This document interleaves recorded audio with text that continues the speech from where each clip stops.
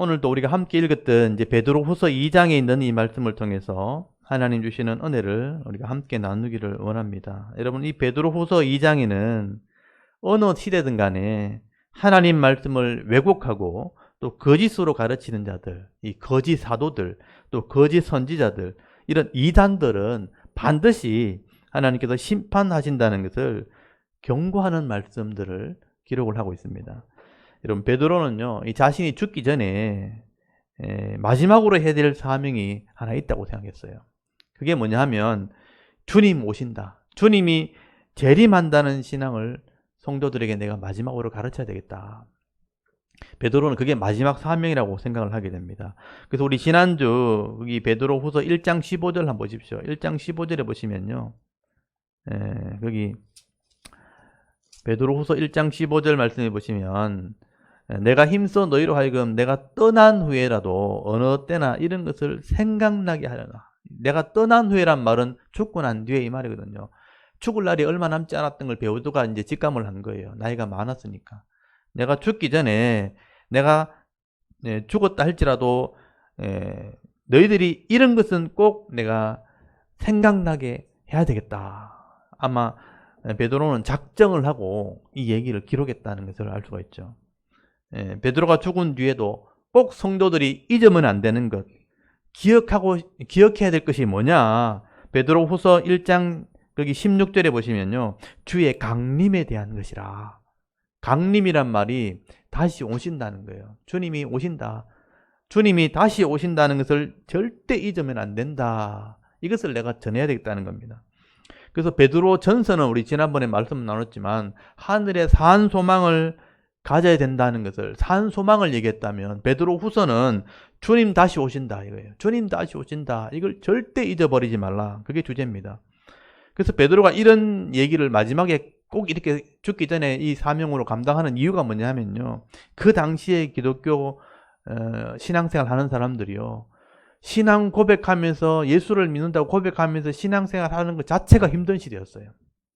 로마의 핍박이 있었습니다. 유대인들의 비난이 있었습니다. 유대인들이 이 기독교인을 이단으로 취급했기 때문에 유대인들의 그런 엄청난 멸시가 있었기 때문에 예수를 믿는 것이 쉽지 않은 시대였어요.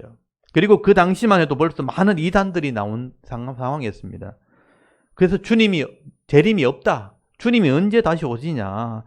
주의 재림이라는 것은 사람이 그냥 허황된 얘기로 만들어낸 이야기다고 그렇게 주장을 했었습니다. 그래서 주의 재림이 없다고, 우리가 죽으면 그냥 소멸되는 거다, 다 끝나는 거다라고 주장하는 그런 기독교인들이 있었다는 것이죠.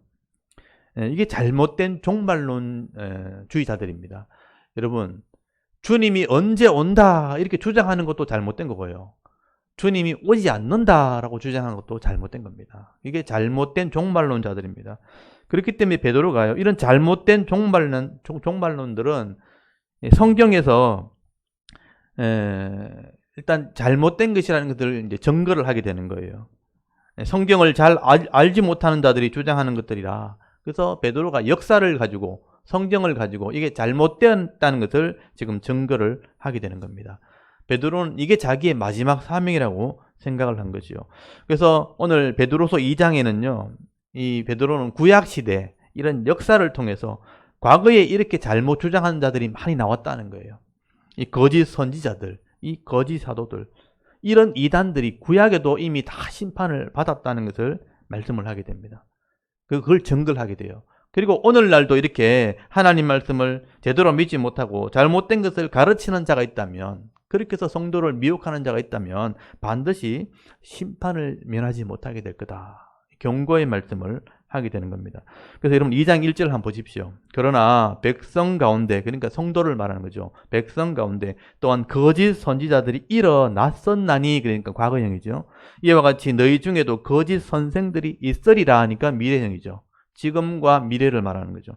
그들은, 이단자들은 멸망할 이단을 가만히 끌어들여 자기들을 사신 주, 자기들을 속량하신 주, 이런 뜻입니다. 자기들을 속량한, 죄값을 속량하신 주를 부인하고 임박한 멸망을 스스로 취하는 자들이라, 스스로 결정해서 가는 사람들이라 라고 말씀을 합니다.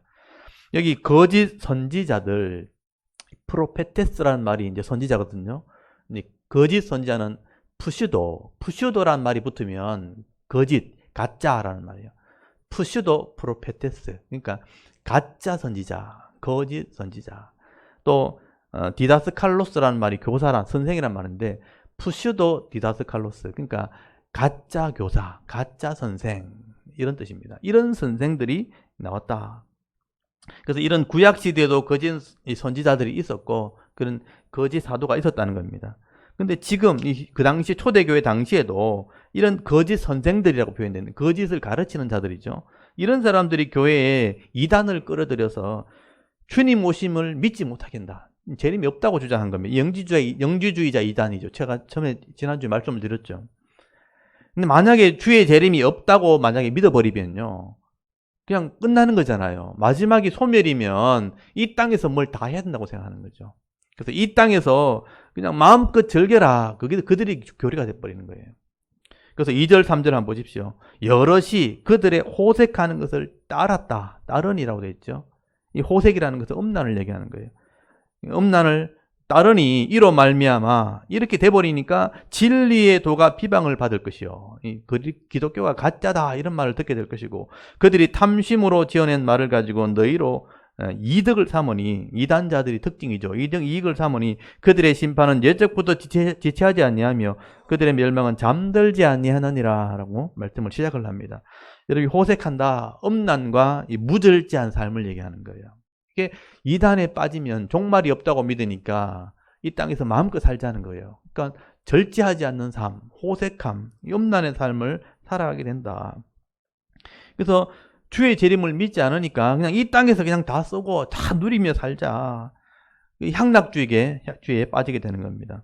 근데 향락주의의 반대가 뭐냐 하면 금욕주의가 되는 거예요. 향락주의가 안 되면 너무 심하다. 그걸 자제해야지 이렇게 나면 금욕주의가 되는 겁니다. 그래서 고행하고 참고 막 이렇게 하는 거죠. 참기 힘드니까 몸을 괴롭히는 일을 하게 돼요. 그래서 이제 막 사막이나 이런 데 가서 옛날에 어떻게 했냐면요. 생각을 비워야 된다 그래가지고 통나무를 높은 데 세워놓고 그 위에 가서 앉아가지고요. 그러니까 자신을 고행을 하는 거예요. 아니면 굴 속에 들어가가지고 막 이렇게 옛날에 그런 사람도 있었어요. 이 금욕주의자들 중에 그런 사람이 있었습니다. 이 불교하고 비슷하죠. 그러니까 향락주의로 빠지는 걸 너무 이제 안 좋게 생각한 사람들은 금욕주의를 가버린 겁니다. 그런 이단들이 있었다는 거예요. 지금도 마찬가지입니다. 그렇게 이 땅에서 그냥 다 쓰자 그냥. 이 땅에서 다 즐기자. 근데 이단들이요, 그걸 이용한 거예요. 이단들은 재림이 없다고 주장하면서도 그 이단들이 이 땅의 성도들을 막 향락을 즐기도록 지금 뭐 어차피 죽으면 없어질 거 다 쓰자. 우리한테 바쳐라. 막 이렇게 한 거죠. 바쳐라. 그러면 자식이 잘 될 거다. 그렇게 유혹을 합니다. 어차피 당신 돈 많은 사람도 있거든요. 돈 많은 사람 어차피 죽을 건데 다 쓰고 자식을 위해서 다 바치고 가십시오. 그러면 자식이 더 잘 될 겁니다. 그렇게 미혹을 해서 이익을 삼아버리는 거죠. 그래서 지금도 이단들이 그렇게 한다는 것입니다.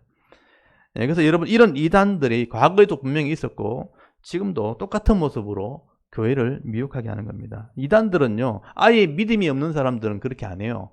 아예 믿음이 없는 사람은 자기 인생을 사니까. 근데 교인들은요. 믿음이 있으니까 그렇게 유혹을 하는 거예요. 그래서 교인들을 이단들이 유혹합니다. 그래서 이단들의 밭이 교회예요. 교회는 신앙을 가지고 있는 사람들이고 그런 사람들을 미혹하면 헌신을 합니다. 그래서 이단들은 절대로 불신자를 전도하지 않습니다. 그래서 교회에 들어와서 성도를 미혹하는 거예요. 그 있는 믿음을 변질시키는 겁니다. 그래서 베드로는요, 과거에 이렇게 하나님을 대적하다가 성도를 미혹하는 거짓 선지자들이 있었는데 어떻게 된지 한번 보라는 거예요. 역사를 보면 돼요. 그래서 현실을 보지 말고 과거의 역사를 볼 수 있는 눈이 있으면 그런 사람들이 그때마다 있었고 다 심판을 받았다는 것을 베드로가 증명을 하게 되는 겁니다. 그래서 여러분 4절부터 보시면요. 창세전에 이미 천사들도 하나님을 대적하다가 심판을 받았다는 얘기부터 시작하게 됩니다. 여러분 4절에 보니까 하나님이 범죄한 천사들을 용서하지 아니하시고 지옥에 던져 어두운 구덩이에 두어 심판 때까지 지키게 하셨으며 이렇게 말씀하죠. 여러분 창세전에 하나님께서 천사들도 하나님을 대적하려고 할 때 하나님 말씀에 순종하지 않게 되어질 때 그들을 용서하지 않았어요. 그래서 그들을 심판하셨고 그 천사들을 위해서 지옥을 만들었다고 되어 있습니다. 그리고 마지막 때까지 거기 가두어 두었다가 마지막 종말에 그들을 심판할 계획을 세우셨다라고 말씀을 하는 겁니다. 이게 굉장히 중요한 거거든요. 여러분 꼭 기억하십시오. 타락한 천사가 하나님을 대적하다가 마귀가 된 거예요. 원래는 천사였어요. 그래서 타락한 천사가 마귀가 됐고, 마귀란 말과 똑같은 말이 사탄이란 말이거든요. 같은 말이에요. 꾀는 자 또는 파괴자라는 뜻이에요. 그래서 하나님의 창조를 깨든지 유혹하든지 파괴하는 존재가 마귀 또는 사탄입니다. 근데 이 마귀와 사탄을 벌 주려고 지옥을 만들게 된 겁니다. 그래서 이 지옥이라는 것은 마귀를 위해서 만들었다는 것을 여러분 아셔야 돼요. 이게 성경적인 진리입니다. 이게 성경에 기록되어 있는데 이게 역사서에 선지서에 감추어져 있기 때문에 일반 성도들은 이걸 잘 몰라요. 전체를 보지 않으면 이게 이제 드러나지 않거든요. 그래서 제가 이 부분을 몇 군데 살펴볼 텐데 잘 보십시오. 마귀가 어떻게 생겼고 어떻게 종말이 되는지를 한번 보십시오. 이걸 알고 있어야 됩니다. 여러분 에스겔서 28장을 한번 보십시오. 에스겔서 28장. 지금 말씀드린 걸 잘 들으세요. 이거는 성경적인 상식인데 사람들이 몰라요. 에스겔서 28장 거기 13절에서 15절까지 그 당시에 두로 왕, 악한 왕을 심판할 걸 얘기하면서 과거의 얘기를 하면서 천사가 이렇게 타락했었다 하는 얘기를 밝히는 겁니다. 에스겔서 28장 거기 13절에서 15절까지를 한번 읽어볼게요. 이건 지금 천사를 얘기하는 거예요. 13절부터 15절까지 읽습니다. 시작. 네가 옛적에 하나님의 동산 에덴에 있어서 각종 보석 곧 홍보석과 황보석과 금강석과 황옥과 홍마루와 창옥과 청보석과 남보석과 홍옥과 황금으로 단장하였으며 네가 시험을 받던 날에 너를 위하여 소고와 비파가 준비되었도다. 너는 기름 부음을 받고 지키는 그룹이며 내가 너를 세워 네가 하나님의 성산에 있어서 불타는 돌들 사이에 왕래하였도다. 네가 시험을 받던 날부터 네 모든 길에 완전하더니 마침내 내게서 불의가 드러났도다. 아멘. 이 보면 에덴 동산이 있었을 때 네가 창조되었다 하는데 온갖 보석으로 치장되었다고 돼 있죠. 그러니까 가장 천사들 중에서도 가장 아름다운 존재였어요. 이 보석을 한번 보십시오. 그러니까 홍보석, 붉은 보석, 황보석, 누런 보석, 금강석. 이게 금강석이 다이아몬드예요. 다이아몬드. 그 다음에 남보석, 파란색, 홍보석, 홍옥, 황금. 황금은 알죠? 우리가 제일 좋아하는 거. 황금으로 단장됐다는 게 뭐냐면 이렇게 지어졌다는 거예요. 근데 이 창서가 창조될 때 소고와 비파가 준비됐다는 건 뭐냐면 찬양을 담당하는 자였다 이런 의미예요. 그래서 이 천사가 찬양을 굉장히 잘합니다. 좋아하기도 하고. 이렇게 또 얘기하면 또 말이 길어지니까 예술계 쪽에는 반드시 사탄이 있다는 걸 아셔야 돼요. 인간의 한계를 넘어서야 되기 때문에 예술계 쪽에서는요 영적인 힘을 추구하거든요. 그럼 사탄이 들어가면요 감동적인 일들을 하게 됩니다. 영적인 세계 안에는 반드시 영적인 개입이 있다는 걸 아셔야 돼요. 상상도 초월하는 그런 감동적인 일이 생기면 둘 중에 하나예요. 하나님의 감동이든지 아니면 사탄의 감동이에요. 둘 중에 하나입니다. 그래서 이런 사탄이 창조되었을 때 14절에 기름 부음 받았다. 구별되었는데 그것이 그룹이었다. 그룹이 바로 케루빔 천사란 말이에요. 천사였는데 마침내 불의가 드러났다. 불의가 드러났다는 하나님을 대적했다는 거예요. 이사야서 14장 한번 펴보십시오. 요 뒤에 다음이 얘기가 나오는데 이사야서 14장 이게 이제 통합적으로 봐야 되는데 떨어져 있으니까 잘 몰라요. 이사야서 14장 이사야서 14장 12절에서 15절까지 한번 펴보십시오. 이사야서 14장이니까 984페이지 12절에서 15절까지 여기 보면 그 당시 바벨론 왕을 책망할 때 사탄의 유혹을 받아 타락했거든요. 사탄이 지옥에 들어가는 얘기를 하면서 얘기를 한 거예요. 그래서 여기 12절부터 거기 15절까지 한번 읽어봅니다. 시작. 너 아침의 아들 계명성이여 어찌 그리 하늘에서 떨어졌으며 너 열국을 엎은 자여 어찌 그리 땅에 찍혔는고 네가 네 마음에 이르기를 내가 하늘에 올라 하나님의 뭇별 위에 내 자리를 높이리라. 내가 북극 지폐 산 위에 앉으리라. 가장 높은 구름에 올라가 지극히 높은 이와 같아지리라 하는도다. 그러나 이제 네가 스올 곧 구덩이 맨 밑에 떨어짐을 당하리로다. 아멘. 여기 이제 별, 계명성이 별이거든, 별. 그러니까 높은 곳에 있기 때문에 사탄을 별이라고 이름 부른 거예요. 별이었는데 하늘에서 떨어졌다. 왜 떨어졌나? 13절에 보면 내가 하늘에 올라가 하나님의 뭇별 위에 내 자리를 높이리라. 그러면서 14절에 지극히 높은 이 하나님과 같아지리라 그랬다는 거예요. 하나님의 자리를 탐을 거예요. 그렇게 해서 땅으로 쫓겼는데 스올, 이 구덩이 제일 밑바닥에 떨어지는 존재가 되었다. 그래서 구덩이 속에 들어가는 존재가 되어버린 거죠. 이 스올이고 지옥입니다. 그럼 유다서 한번 펴보시죠. 신약성경 유다서가 이제 이단에 대한 얘기를 하면서 마지막에 기록했는데 유다서 1장 6절 한번 보십시오. 유다서는 이제 이것을 해석한 거예요. 구약에 이렇게 기록해 놓은 것을 유다서에는 이렇게 해석을 한 건데 이 유다가 예수님 동생 유다거든요. 유다서 1장 6절 한번 펴보십시오. 신약성경 제일 뒤에 계시록 앞에 유다서 1장 6절 찾으셨으면 한번 읽어봅니다. 시작. 또 자기 지위를 지키지 아니하고 자기 처소를 떠난 천사들을 큰 날의 심판까지 영원한 결박으로 흑암에 가두셨으며 여기 보면 지위를 지키지 않고 자기 처소를 떠난 천사들이라고 돼 있죠. 이게 그 천사, 타락한 천사를 말하는 거죠. 그래서 심판날에 심판할 건데 지금은 흑암 속에 가두어뒀다. 지금 갇혀져 있고 마지막에 꺼내가 심판한다는 거예요. 이게 종말에 심판한다는 겁니다. 그리고 요한계시록 12장에 이걸 다 정리해 놓은 거죠. 요한계시록 12장을 한번 펴보세요. 요한계시록 12장은 성경 전체를 정리한 것이고 이런 것들 정리한 책이에요. 그래서 이걸 알아야 이게 이해가 되는 거예요. 요한계시록 12장이 구약 전체를 정리한 장입니다. 그 중에 천사 얘기를 하게 되죠. 요한계시록 12장 거기 7절에서 12절까지 그때 있었던 얘기를 자세히 써놨습니다. 7절부터 12절까지를 한번 읽어봅니다. 시작. 하늘에 전쟁이 있으니 미가엘과 그의 사자들이 용과 더불어 싸울세 용과 그의 사자들도 싸우나 이기지 못하여 다시 하늘에서 그들이 있을 곳을 얻지 못한지라. 큰 용이 내쫓기니 옛뱀 곧 마귀라고도 하고 사탄이라고도 하며 온 천하를 꿰는 자라. 그가 땅으로 내쫓기니 그의 사자들도 그와 함께 내쫓기니라. 내가 또 들으니 하늘에 큰 음성이 있어 이르되 이제 우리 하나님의 구원과 능력과 나라와 또 그의 그리스도의 권세가 나타났으니 우리 형제들을 참소하던 자 곧 우리 하나님 앞에서 밤낮 참소하던 자가 쫓겨났고 또 우리 형제들이 어린 양의 피와 자기들의 정언하는 말씀으로써 그를 이겼으니 그들은 죽기까지 자기들의 생명을 아끼지 아니하여도다.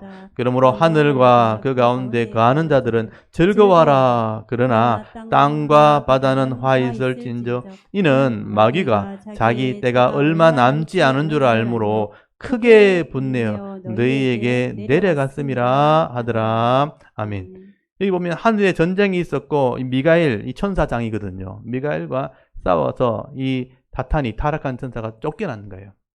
떨어졌는데 그게 9절에 옛뱀 창세기에 나오는 그 뱀인데 원래 이름은 마귀 또는 사탄이다. 단수로 기록되어 있고 그의 사자들 여기 이제 귀신 쫄개들인데 그래서 지금 일하고 있는 귀신들입니다. 마귀는 지금 갇혀 있어요. 갇혀 있고 마지막 때 종말 때 끄집어내가 같이 심판하도록 돼 있어요 원래. 그래서 마귀 주동자는 갇혀 있고 귀신들만 지금 돌아다니고 있어요. 각 지역마다 귀신이 돌아다닙니다. 미국에도 있고 영국에도 있고 한국에도 있고 일본에도 있고 중국에도 있고. 일본 귀신은 무슨 말 하겠어요?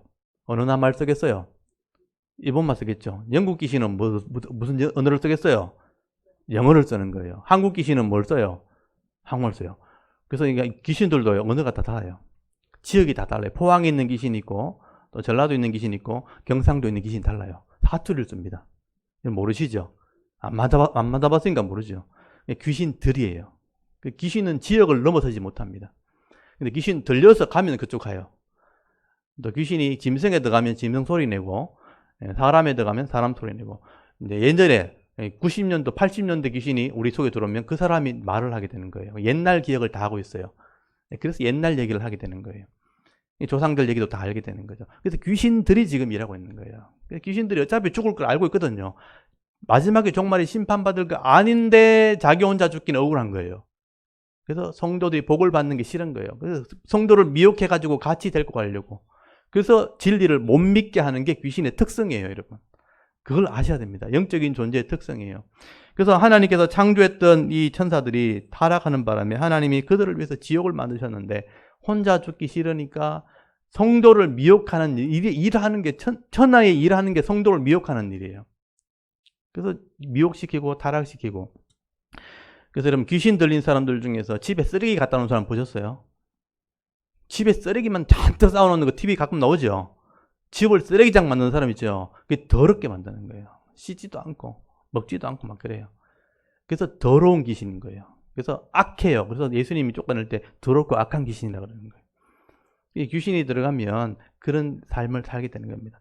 그래서 하나님께서 이렇게 대적하는 천사를 그때도 심판하셨다는 것을 성경을 통해 우리가 알아야 된다는 것입니다. 그래서 여러분 이 사탄의 존재를 우리가 알고 있어야 우리가 미혹되지 않게 되는 것입니다. 그래서 지옥에 들어갈 존재가 사탄이다 하는 게 성경적인 상식이에요. 우리가 왜 거기 들어가야 돼요? 우리는 죄 문제, 그래서 아담이 하와가 창조되었을 때 사탄이 타락한 존재가 되었잖아요. 아담 타락하기 전에 이 사탄이 타락한 거예요. 하나님께서 이 악한 존재가 있을 때 창조를 한 거예요. 그래서 하나님이 하나님의 선하심과 악함을 존재해놓고 아담이 선택할 수 있도록 한 것이죠. 그게 하나님의 공의예요. 근데 이 아담이 사탄의 말을 듣고 뱀으로 나왔지만 사탄의 말을 듣고 하나님 법을 어기는 바람에 사탄의 종이 돼버린 거죠. 죽음 아래 들어가 버린 같은 죽음에 들어가니까 하나님이 이걸 끄집어내려고 구원하려고 역사가 시작된 거예요. 그래서 지난번에 어제 보여드렸잖아요. 역사를 보여줬잖아요. 역사는 이 구원의 역사를 이루는 역사예요. 그래서 창조부터 종말까지 하나님 이것을 구원하려고 이 땅을 운행하고 계신 겁니다. 제가 PPT 하나 또 보여드릴게요. 제가 보여드리면 이걸 정리한 게 시간적으로 정리한 게 어제는 제가 구약 시대만 보여드렸는데 오늘은 종말까지 현재까지 여기 창조 전에 사탄이 타락했고 아담이 타락하면서 죄 아래 들어갔을 때 이 죄 문제를 해결하려고 4,000년이 지나갔잖아요. 예수님이 태어나가지고 죄 문제를 해결했거든요. 그리고 2,000년이 지나서 지금 현재 여기 와 있는 거예요. 그리고 이 뒤에 마지막 종말이 기다리고 있어요. 그게 사탄을 심판하는 기간입니다. 하나님은 죄의 문제를 해결해야지만 법적으로 우리가 구원을 받기 때문에 이걸 인간이 믿질 않는 거예요. 믿게 하려고 역사를 다 통해서 그림을 그려놨기 때문에 역사를 보는 눈이 없으면 이게 안 믿어지는 거예요. 현실만 봐서는 안 믿어져요. 그래서 역사라는 것을 통해서 믿게 하려고 이 구원의 역사를 하나님께서 이끌어 가시는 거죠. 그래서 우리는요, 적어도 우리가 머리가 있는 이성을 가진 사람이라면 이걸 생각해야 되는 거예요. 하나님께서 우리를 구원하려고 역사를 운행하고 계시고 우리는 그 현재 우리가 믿음으로 살아갈 때 이 내게 주어진 100년이라는 기간이 복이 된다는 거예요. 그리고 영생으로 들어가는 이 하나님의 구원에 참여하게 되는 은혜가 있게 되어지는 것입니다. 근데 우리가 이 마귀에게 미혹을 받아가지고 이 복도, 현세의 복도 빼앗겨버리고 쓰레기장에 사는 사람하고 똑같은 거예요, 사실은요. 정도의 차이잖아요. 그 사람은 완전히 지배당해가지고 집을 쓰레기장으로 만들어 놓지만 우리는 그렇게는 되지 않지만 복을 못 누리는 인생이 될 수 있어요. 사단에게 유혹당하면. 그래서 행복하게 기쁘게 즐거워야 될 사랑을 살아야 될 인생이 계속 불평하고 고통당하는 인생으로 사는 거예요. 그건 불행한 겁니다. 그래서 미혹되지 마시라고 하는 거예요. 그래서 사탄이 이렇게 심판받았다는 것을 기억해라 하는 게 이 베드로의 말이에요. 이게 역사에 기록된 거죠. 성경을 모르면 절대 알 수 없는 일이에요. 그래서 이런 사탄의 심판이 있었다는 것을 먼저 기억해라. 그리고 모든 거짓 선자는요, 사탄이 주동자입니다. 이 거짓 선자들요, 자기는 확신을 가지고 하는데 사탄에게 쏘가서 확신을 가진 거예요. 이 거짓 선자도 그래서 심판을 받았다는 얘기를 하게 되는 거죠. 그래서 베드로가 두 번째 얘기하는 게 뭐냐면 노아 시대를 얘기하게 됩니다. 여러분 베드로 후서 다시 돌아가 보십시오. 베드로서 2장 5절을 보시면요, 옛시대, 이 창세기 노아 시대도 이런 사탄이 죄악이 관영하게 만들었을 때 노아는 의로워서 구원받았지만 거짓의 사람은 심판받았다 하는 얘기를 하게 되는 겁니다. 그래서 여기 5절에 보니까 옛 세상을 용서하지 아니하시고 오직 의를 전하는 노아와 그 7 식구를 보존하시고 구원하시고 경건하지 아니한 자들, 여기 이제 죄를 따라간 사람들이 그 당시에 하지 아니하는 자들의 세상에 홍수를 내리셨다는 것은 물로 심판하셨다는 것입니다. 여러분, 이렇게 죄악에 관영할 때 하나님께서는 노아를 통해서는요, 방주를 만들게 하셨잖아요. 그래서 구원하는 방법을 가르쳐 줬고, 또 죄에서 건져내는 방법을 가르쳐 줬는데 이걸 안 믿은 거예요. 안 믿은 사람은 물로 심판받은 거예요.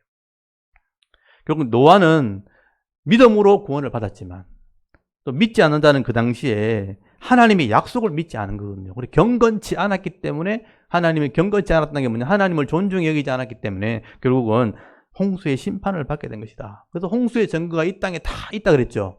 반드시 심판이 있었다는 것을 기억하라. 그리고 노아 시대 이후에도 보면 6절에 보시면요, 소돔과 고모라가 본이 된 거예요. 소돔과 고모라는 종말의 심판에 대한 본인데 뭐냐면 불로 심판했기 때문에 그래요. 이 소돔과 고모라도 거기 6절에 보니까 소돔과 고모라 성을 멸망하기로 정하여 제가 되게 하사 후세에 경건하지 아니할 자들, 마지막 시대 사람들에게 본을 삼으셨다고 말하는 건 뭐냐면요, 마지막에 불로 심판할 때가 있기 때문이에요. 결국 경건하지 않게 되어지면 이런 불로 심판받는다는 것을 이 롯을 통해서 보여줬다는 겁니다. 이 소돔과 고모라 성에 있는 사람들도요, 이 롯이 의를 전했다고 돼 있잖아요. 그래서 거기 8절에 나오잖아요. 의로운 롯이라고. 이 아브라함의 조카이기 때문에 하나님을 믿어야 된다고 의를 전했는데 이 롯이요, 그 심령이 상했다는 것은 계속 멸시를 받은 거죠. 의를 전하는데 받아들이지 않았다는 거죠. 음란하게 되었고 동성연애하면서 그 소돔과 고모라가 타락하게 되어질 때에 결국은 경건하지 아니함으로 하나님이 그들을 심판했다는 것입니다. 이렇게 베드로는요, 영적인 존재도 하나님을 대적할 때 심판을 받아 음부에 들어가게 되었고요, 하나님 말씀을 믿지 않은 자들도 물로 심판하셨고 또 불로도 심판하셨다 하는 얘기를 하게 되는 것입니다. 이 모든 불의한 자들, 경건치 않은 자들, 여러분 지금 다 음부에 들어가 있습니다. 음부에 들어가 있다가 마지막 종말이 되면 끄집어내가지고 불신자와 심판하고 그리고 불못, 지옥으로, 영원한 불못으로 집어넣게 되는 거예요. 이게 영원한 심판이 되는 것입니다. 그래서 여러분 9절 말씀 한번 보십시오. 주께서 경건한 자는 이 시험에서 건지실 줄 아시고 불의한 자는 형벌 아래 두어 심판 날까지 지키신다. 지금 심판할 때까지 가둬둔 겁니다. 특별히 육체를 따라 더러운 정욕 가운데 행하며 주관하는 이 하나님이죠. 하나님을 멸시하는 자들에게는 형벌할 줄을 아시느니라. 이렇게 베드로가 말씀을 하게 됩니다. 그래서 베드로는요, 성경을 보고 그리고 역사를 봐야 돼요. 우리 교회의 약점이 그거예요. 역사를 잘 못 본다는 거예요. 성경을 보고 역사를 살펴서 하나님의 심판을 믿지 않고 세상에서 이렇게 향락을 즐기는 자들 결국은 다 심판받았다는 것을 기억해라는 겁니다. 그러면 앞으로 우리에게도 이런 주의 재림이 분명히 일어날 것이고 그리고 마지막 심판도 기다리고 있다 하는 것을 잊지 마라. 기억하는 삶을 살아야 된다. 그렇게 말씀하는 겁니다. 우리가 예수를 믿어야 되지만 마지막 재림도 믿어야 되는 거예요.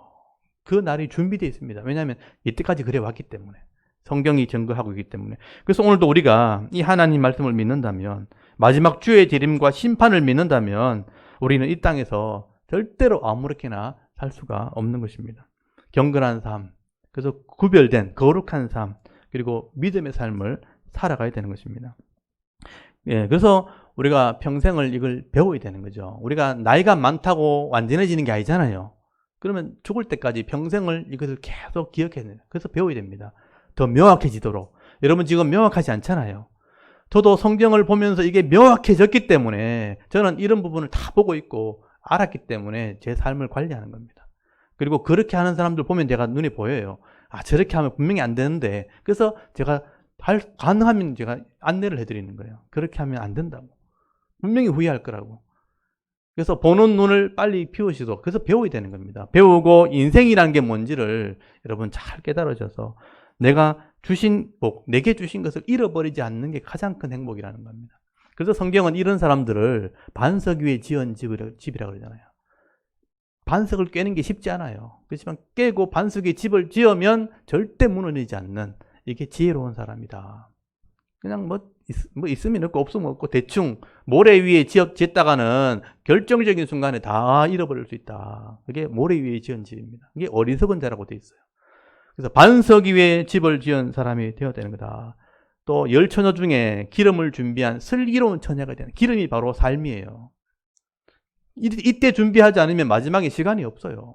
죽을 날이 가까웠을 때는 더 이상 시간이 없기 때문에 방법이 없는 거예요. 숨이 떨어지고 몸이 아파지고 꼼짝도 못하게 되면 아무것도 못해요. 여러분 아파보십시오. 갑자기 몸이 아파져 사고가 났든지 들어 누워있을 때 뭘 이렇게 해야 이렇게 삶이 나타나는데 할 수가 없는 거예요. 숨이 끊어지면 끝나는 거예요. 그래서 지금 준비하는 것이 슬기로운 다섯 처녀를 얘기하는 겁니다. 기름을 준비하라는 얘기는 지금 구별된 삶을 살아라.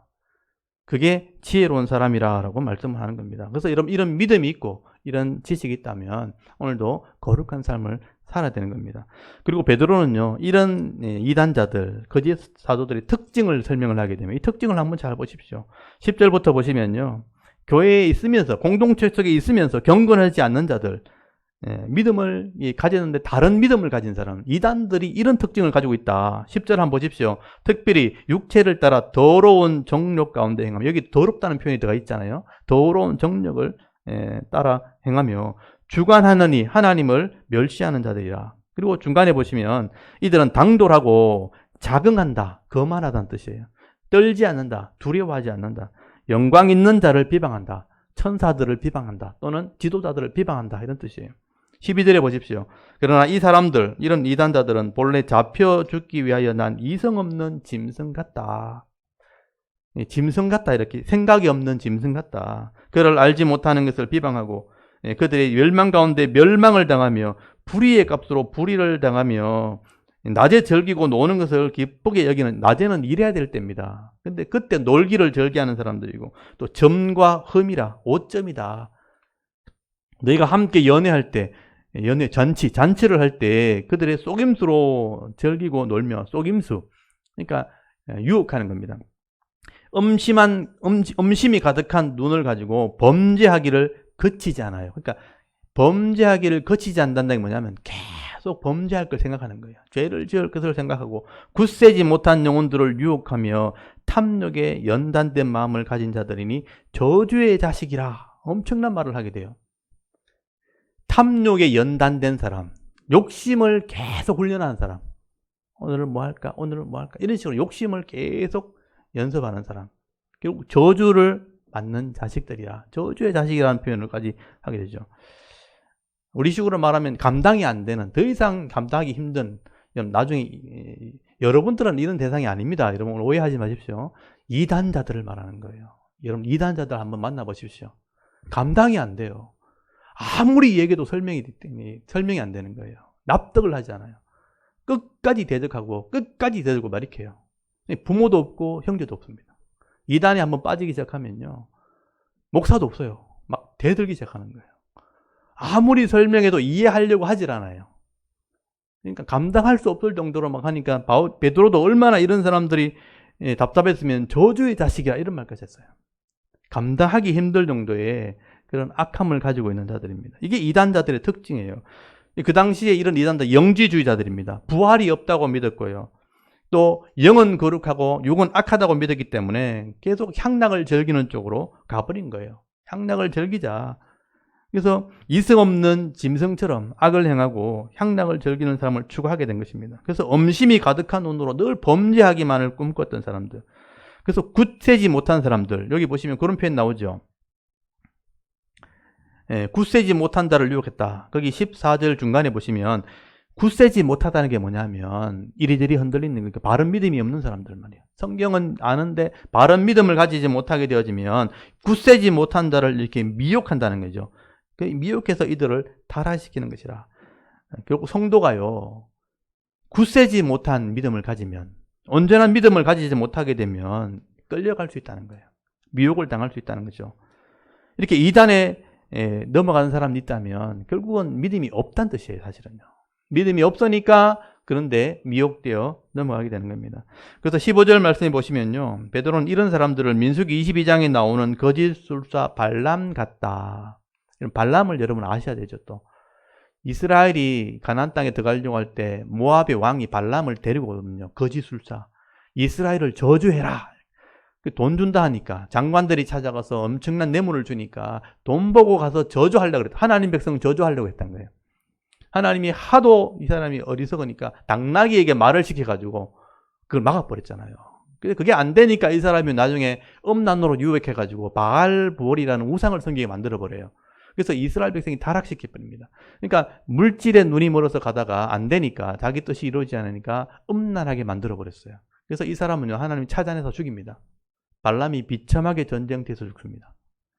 그런 사람같이 이단이 그렇게 한다는 것입니다. 그래서 여러분 17절 말씀 보시면요, 이런 사람들은 물 없는 샘이요 광풍에 밀려가는 안개니 그들을 위하여 캄캄한 어둠이 예비되었나니 그들이 허탄한 자랑에 말을 토하며 그릇되게 하는 사람들에게서 겨우 피한 자들, 이런 사람들을 음란으로서 육체의 정욕 중에 유혹한다. 발람처럼 그렇게 하는 거예요.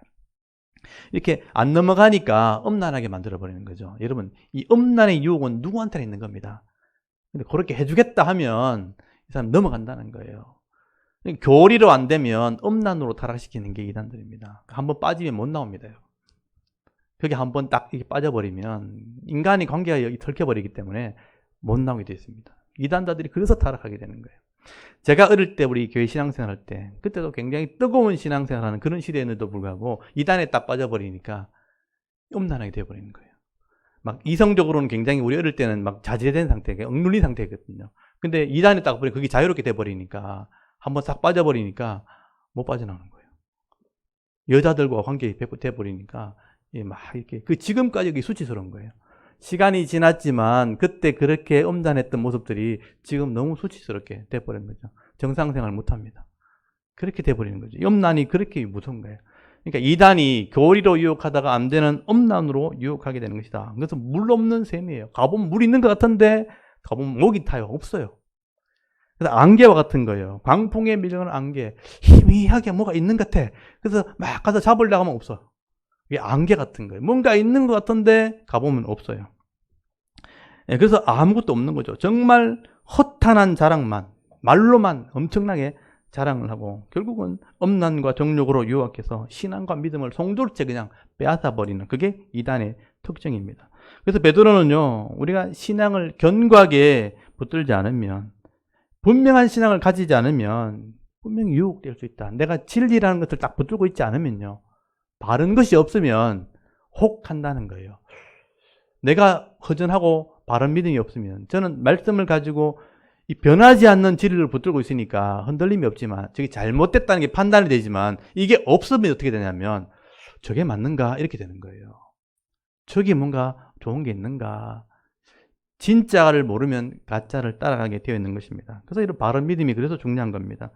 그래서 19절 말씀해 보시면요, 그들에게 자유를 준다 하여도 자신들은 멸망의 종들이니 누구든지 진 자는 이긴 자의 종이 됨이라. 여기 잘 보십시오. 자유가 다 주어졌는데도 불구하고 자신은 멸망의 종이 되어버렸다. 그래서 누구든지 진자, 이 말은 뭐냐면 정복당하면 정복자에게 종이 되는 거다. 이단에게 지면 이단의 종이 되어 살 수밖에 없는 것입니다. 빠져나오지 못한 거죠.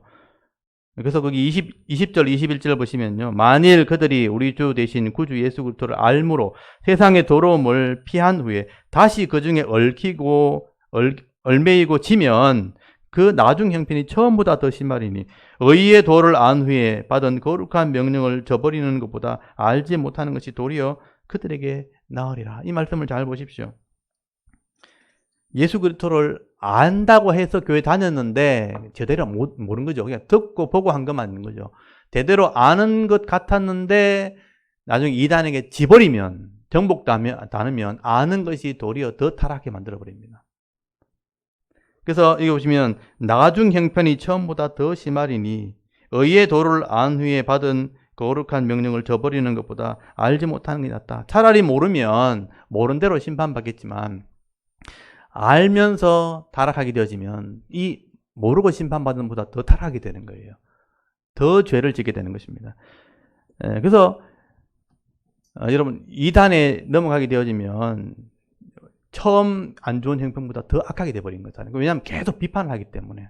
기독교의 안 좋은 것을 다 알기 때문에 그것을 비판하게. 기독교의 안 좋은 것도 제대로 믿음이 없어서 안 좋은 건데, 믿음이 있으면 좋아질 것을 안 좋은 것만 가지고 계속 이제 기독교를 비판하는 사람이 돼버리니까 불신자보다 더 악한 거예요. 불신자들은 그냥 안 믿는 거지 기독교인을 막 세밀하게 비판하지 않거든요. 근데 기독교인이 타락했을 때 기독교를 비판하게 됩니다. 교회가 좋은 것처럼 보이지만 안 좋은 게 있더라 그러면 시작해가지고 계속 안 좋은 거, 분명히 안 좋은 것은 믿음이 없어서 안 좋은 건데, 그래서 바로 잡아야 되는 거를 안 좋은 거라고 계속 주장을 하면서 기독교를 전체를 다 타락시키는 거예요. 그래서 더 악하게 되어지고 더 큰 심판이 있게 되어지는 것입니다. 그래서 이단에 넘어간 사람들은 바른 신앙생활하기 쉽지 않다는 것입니다. 그래서 바른 진리를 깨닫기 전에는 참 쉽지 않다. 그래서 이제 22절 베드로가 그런 말을 하게 되는 거죠. 개가 토한 것으로 다시 돌아가고 돼지가 씻었다가 더러운 두렁에 도로 눕는 것 같다. 예수를 믿고도 타락하게 되어지면 이런 모습으로 변하게 되는 거다. 그렇게 설명을 하게 되는 것입니다. 여러분, 예수를 믿고도 구원받고도 제대로 배우지 못하고 또 바른 믿음을 가지지 못하게 되어지면요, 구원도 잃어버리겠지만 내가 가진 복도 빼앗게 되는, 어리석은 인생이 될 수 있다는 것을 베드로가 지적을 하게 되는 것이죠. 그래서 베드로는 이게 마지막 사명이었어요. 이렇게 되지 말라는 게 베드로가 꼭 하고 싶었던 말입니다. 이것을 꼭 기억해야 된다. 베드로는 이렇게 성경과 역사를 살펴보면서 하나님의 심판을 믿지 않고 이런 땅에 있는 동안 즐기자, 그냥 악을 행하자, 향락을 즐기자 하는 자들 다 심판을 받게 된다는 것을 기억하고 이 땅에 사는 동안 이단을 좀 분별해라. 잘 분별해라. 거룩한 삶을 살 뿐 아니라 하나님이 주시는 이런 가정과 기업의 복을 받아 누리는 사람이 좀 되어라 하고 권면의 말씀을 기록하게 된 것이죠. 오늘도 이 현실 가운데 이런 이단들이 교회에 많이 들어옵니다. 그리고 교회뿐만 아니라 그냥 삶 속에서도 많이 유혹을 하고 있습니다. 교회가 잘못된 것만 가지고 비판을 하면서 우리한테 오면 진정한 자유가 있다. 진정한 진리가 있다. 행복을 누릴 수 있다. 이렇게 유혹하는 거죠. 가보면 아무것도 없는데 기독교에 잘못된 것을 막 부추기니까 이렇게 교회 다닐 바에는 저기 가서 뭔가 자유를 누려볼까? 더 좋은 것을 찾아볼까? 이렇게 되는 거죠. 그렇게 우리를 유혹하는 것입니다. 오늘도 이 베드로후서 말씀을 잘 이렇게 여러분 묵상할 수 있길 바랍니다. 그 현실을 잘 눈으로 볼 수 있길 바랍니다. 이런 이단들이 시대마다 있어 왔고 반드시 심판을 받아왔다는 것을 여러분 기억하시고요. 마지막 때도 이런 이단들을 위한 심판이 준비되어 있다는 것도 기억하셔야 돼요. 잘못됐다가는 이렇게 심판을 받게 된다는 것을 기억하십시오.